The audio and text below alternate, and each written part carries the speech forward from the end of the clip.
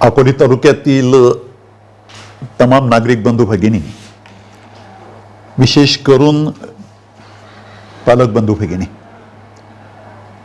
या सर्वांशी दीपावलीच्या प्रारंभालाच आम्ही संवाद करू पाहतोय. प्रिंट मीडियाद्वारे पण आणि इलेक्ट्रॉनिक चॅनलद्वारे पण. तेव्हा आपणा सर्वांनाच मी दीपावलीच्या सुरुवातीलाच शुभेच्छा देतो. दीपावलीच्या शुभेच्छा देत असताना आपलं कुटुंब आनंदी, समाधानी आणि विशेष करून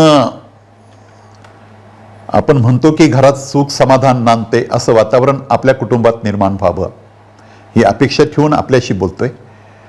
हे पण सांगू इच्छितो की संतती ही खरी संपत्ती आहे हे पालकांनी पहिल्यांदा कायम लक्षात घ्यावं.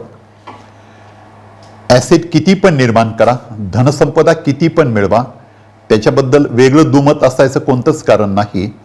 पण खरी धनसंपदा ही आपल्या पोटी जन्माला आलेली आपली लेकरं आहेत. त्यांना घडवणं, त्यांचं करिअर घडवणं, त्यांना जीवन शिक्षण देणं, त्यांची जीवन मूल्य त्यांच्यावर संस्काराच्या पद्धतीनं घडवणं हे आपलं काम आहे. दीपावलीचा आशय पण मी असाच समजतो. दीपावलीचं जे काही दीप तेज आहे त्याचा अर्थ पण मी तसाच सकारात्मक घेतो की संतती घडेल, वाढेल, ते त्यांचं करिअर करतील, आपलं स्वावलंबन मिळवतील, स्वावलंबनातनंच एक स्वाभिमान त्यांना मिळेल, त्यातून राष्ट्राभिमान वाढेल, असं एक व्यक्तिमत्व आपल्या पोटी जन्माला आलेलं आपलं लेकरू असेल असं स्वप्न बाळगणं आणि त्याचे मुलाचे पाय पाळण्यात दिसतात तसं आत्ता जे काही तो घडतोय हे पाहत असताना त्यातून दीपावलीचा आनंद द्विगुणित व्हावा ह्या उद्देशाने आपणा सर्वांच्या बरोबर मी सर्व पत्रकार बांधवांच्या माध्यमातून बोलू पाहतोय. मध्यंतरीच्या काळात दुर्दैवानं कोरोनामध्ये फार काळ गेला की ज्या काळामध्ये शैक्षणिक क्षेत्रामध्ये जणू काही तो अंधारच होता. ऑनलाईन अभ्यासक्रम सुरू ठेवण्याचा प्रयत्न होता, तो झालाय पण शिक्षण हे एक मानसशास्त्रीय सिद्धांतावर चालणारी प्रक्रिया आहे असं आम्ही मानतो. टेक्निकल साधन सामुग्रीचा उपयोग करावा लागतो, त्याच्याबद्दल दुमत नाही. ऑनलाईन सुद्धा अभ्यासक्रमाच्या बाबत सुद्धा दुमत नाही. पण प्रत्यक्षात विद्यार्थी समोर जेव्हा बसतो आणि प्रत्यक्षात संवादानं, चर्चेनं अशा प्रकारचं जेव्हा एज्युकेशन दिलं जातं, ते एज्युकेशन टेक्निकली राहत नाही तर त्याला एक मानवी अशा प्रकारचे संस्कार त्यातून घडत असतात. आणि ते मानवी संस्कार प्रस्थापित करता करता आपण केवळ सिलेबस पुरतं मर्यादित राहत नाही तर आपण जीवन शिक्षणच अप्रत्यक्षपणे देत असतो. या उद्देशाने 2, 2.5, 3 वर्षामध्ये ऑनलाईन पद्धतीने हे सगळं साध्य झालं नाही. मुलं घरी आहेत, त्यांचं वय विचारात घेता त्यांना घरी करमत नाहीये, वेळ कसा घालवावा त्यांना प्रश्न पडतोय. अशा वेळेस मग मोबाईल हातात जातो, आपल्याकडे TV आहे त्याच्यासमोर ते बसतात आणि त्यात मग हेच त्यांचं दररोजचं दिनक्रम ठरतो, जीवनक्रम ठरतो. त्याचे काही वाईट परिणाम विद्यार्थ्याच्यावर होतात, काही शैक्षणिक नुकसान पण त्यातनं होतं. असे काही एज्युकेशन लॉसेस हे कोरोनाच्या काळात झालेत. पण त्यानंतर मात्र जे काही शैक्षणिक नुकसान, शैक्षणिक जे काही लॉसेस आहेत ते भरून काढणं हे अवघड काम असलं तरी सुद्धा ते केलं पाहिजे. आणि ते काम करण्याची जबाबदारी शिक्षण संस्थांची आहे, शासनाची तर आहेच, पण शिक्षण संस्थांची स्वतःच्या स्वयंप्रेरणेतनं त्या संस्थांनी ते करायला पाहिजे.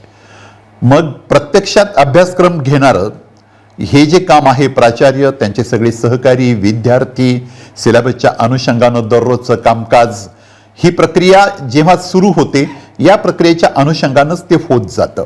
म्हणून अभिनवनं काही प्रयत्न जरूर केलेत. आम्ही शिक्षकांचे काही वर्कशॉप घेतलेत आणि त्या वर्कशॉपमध्ये विद्यार्थ्यांच्या बरोबर तुम्हाला आत्ता जे काही काम करायचं आहे तर केवळ फक्त ते काही ते सिलेबसचा परिघ आखायचा, त्याचं एक वर्तुळ तयार करायचं, त्याच्या आत आपण कामकाज करायचं. मग त्यांना पहिल्या टेस्टची ग्रेड कोणती आहे, दुसऱ्या टेस्टची ग्रेड कोणती आहे आणि मग त्याला किती मार्क्स मिळतील, 10वीला किती मिळतील, 12वीला किती मिळतील. हे जरी खरं असलं तर फक्त इथपर्यंत नाही तर त्याची मानसिकता बदलण्याचं एक नवं आव्हान आहे. 2 वर्षाच्या काळामध्ये ज्या ज्या काही सवयी त्या विकृती नाही म्हणणार, पण सवयी ज्या काही आपल्या विद्यार्थ्यांना लागलेल्या असतात त्यांचा तो जो दिनक्रम होता त्यातून त्यांना बाहेर काढायचा आहे आणि पूर्णपणे त्यांना शालेय कामकाजाशी त्यांना सामावून घ्यायचं आहे. आता केवळ त्यांना सामावून घेऊन चालणार नाही, तर पालकांना पण त्यात सामावून घ्यावं लागेल. पालकांच्या बरोबरचा पण आपल्याला कायमच नेहमीचाच त्यांच्याबरोबरचा आपला संवाद जोडावा लागेल. तो शिक्षकांना पण जोडावा लागेल, तो प्राचार्यांना पण जोडावा लागेल आणि तो शिक्षण संस्थेला पण जोडावा लागेल. अशा काही बाबी आम्ही निश्चित केल्या आणि त्यातले काही जे प्रयोग झालेत ते सगळे प्रयोग आम्ही करत आलोय. ह्या सत्रात तर काही अभिनव स्वरूपाच्या वेगळ्या अशा प्रकारच्या कामकाजाची सुरुवात या संस्थेने केलेली आहे. माझ्या शेजारी आत्ता डॉक्टर जयश्री देशमुख मॅडम बसलेले आहेत, संस्थेच्या त्या उपाध्यक्ष आहेत. हे काम आता त्यांचं आहे की ते तपशील त्यांनी द्यावेत. मी प्रस्तावनेच्या स्वरूपात तुमच्याशी बोलतोय, पण त्याचं स्वरूप निश्चित काय आहे हे त्या बोलतील. अवश्यपणे त्या निश्चितपणे त्याबद्दल बरंच आपल्या सर्वांच्या समोर काही ते सांगू पाहतील. त्या जरूर त्यांनी ते सांगावं. त्यानंतर शासनाने किंवा मानव संसाधन मंत्रालय नवी दिल्ली यांनी ज्या काही शिक्षण क्षेत्रामध्ये मूलभूत स्वरूपाचे काही बदल करू पाहतायत त्याच्याकडे पण सकारात्मक पाहावं लागणार आहे. ते जे काही नवा अभ्यासक्रम येतोय, केंद्र शासन त्याच्यावर काही नवा अभ्यासक्रम सुरू करू पाहते, काही बंधनं जरूर येत आहेत, वेगवेगळ्या इन्स्टिट्यूटचं मूल्यांकन केलं जातंय, ज्यामध्ये आमच्याकडं MBAचं मूल्यांकन आता सक्तीचं झालेलं आहे, महाविद्यालयाचं NAAC मूल्यांकन पण सक्तीचं झालेलं आहे. आम्ही त्यामध्ये सुद्धा MBAचं NAAC मूल्यांकन करताना जे काही विशेष प्रयत्न आम्ही केलेत, कोरोनातनं उठल्यानंतरचे ते सगळे प्रयत्न आहेत, त्यात मध्ये आत्ता 30 आणि 31 ऑक्टोबरला केंद्राच्या संबंधित एजन्सीनं जे प्रतिनिधी पाठवलेले होते त्यापैकी एक जम्मूतले एक प्रतिनिधी होते, एक MPतले होते, तर एक गुजरातमधले होते. राष्ट्रीय पातळीवरचे अशा प्रकारचे ज्यांचे MBA कॉलेजेस हे देशात विशिष्ट स्थानावर आहेत आणि जगात सुद्धा विशिष्ट स्थानावर आहेत, अशा MBA कॉलेजेसचे प्रतिनिधी हे NAACच्या मूल्यांकनाचे सर्वेक्षण करणारे किंवा मूल्यांकन करणारे प्रतिनिधी होते. ते येऊन गेले, त्याबद्दलची माहिती सुद्धा मॅडम आपल्या सर्वांना देतील. आज खरं तर अधिक मॅडमनं बोलावं म्हणून प्रस्तावनेच्या स्वरूपातच मी आपल्या सर्वांच्या समोर बोलतोय. इकडे विक्रम नवले पण बसलेले आहेत. आम्ही त्यांना याच्यामध्ये जाणीवपूर्वक सहभागी करून घेतलेला. एकूण जे काही अभिनवचं कामकाज आहे, हे अभिनवच्या कामकाजाला 2 अंगाने आम्ही बांधू पाहतोय. त्यामध्ये पहिलं एक मानसिक पातळीवर किंवा आपले मनाचं संवर्धन करून जे एक मुलाला घडवण्याच्या मध्ये त्याच्यामध्ये राष्ट्राभिमान कसा निर्माण करता येईल, त्याच्यामध्ये देशाची अस्मिता कशी निर्माण करता येईल, ज्याला आपल्या देशाबद्दल प्रेम वाटलं पाहिजे, अभिमान वाटला पाहिजे, शिवाय त्याला जीवन शिक्षण देता येईल.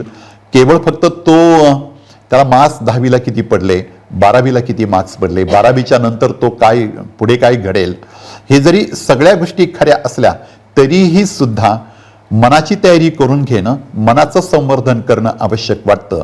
म्हणून त्याही बाजूनं आम्ही प्रयत्न करतोय. आणि दुसऱ्या बाजूनं जो अभ्यासक्रम आहे तो अभ्यासक्रम करवून घेत असताना त्याला काही नवी पद्धती अवलंबायचा प्रयत्न आम्ही करतोय. त्याबद्दल सुद्धा डॉक्टर जयश्री देशमुख मॅडम आपल्याबरोबर बोलतील आणि नंतर विक्रम आभाराच्या संदर्भात आपणा सर्वांच्या बरोबर बोलेल. दीपावलीच्या पूर्वी आपणा सर्वांच्या बरोबर सुसंवाद व्हावा या उद्देशानं आणि शैक्षणिक कामकाजाची माहिती आपल्यापर्यंत पोहोचवावी या उद्देशानं प्रस्तावनेच्या स्वरूपात मी आपल्या सर्वांच्या बरोबर बोललोय. पत्रकार मित्रांचं पण स्वागत करतो आणि परत एकदा आपणा सर्वांनाच दीपावलीच्या शुभेच्छा देऊन थांबतो. वैशाली बॅग हाऊस मध्ये खरेदी करा आकर्षक बॅग आणि विशिष्ट खरेदीवर मिळवा पैठणी चक्क मोफत. चला तर मग खरेदी करा बॅग आणि मिळवा पैठणी अगदी मोफत. वैशाली बॅग हाऊसची भव्य कॉम्बो ऑफर सुरू. 4 प्रवासी बॅगचा सेट मिळवा फक्त आणि फक्त 1000 रुपयात. तसेच लेडीज बॅग, प्रवासी बॅग यांच्या असंख्य व्हरायटी वैशाली बॅग हाऊस मध्ये उपलब्ध. आमचा पत्ता मोठी वैशाली, नगरपंचायत रोड, अकोले, तालुका अकोले, जिल्हा अहमदनगर. प्रोप्रायटर भारत मामा रासने आणि दीपाली रासने.